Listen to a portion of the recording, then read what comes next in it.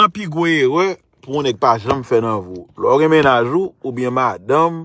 et puis bam, madame ou bien ménage ou moun mouri dans famille et si moun yo pas dans même ville avant et pour dire ou voyer madame ou aller dans mort, pas gen temps ou dans travail, ou pas aller ou venir après. Mon cher, c'est pi gros erreur pour flanner pas jamais faire dans vous. Ou l'on femme gen moun mouri, ou pas parler bien maman, l'on cousin moun proche li fi en tristesse.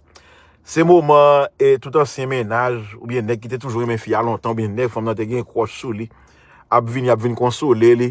a vinn dire mes amis I'm sorry et pour quand je dis ça mes condoléances en Haïti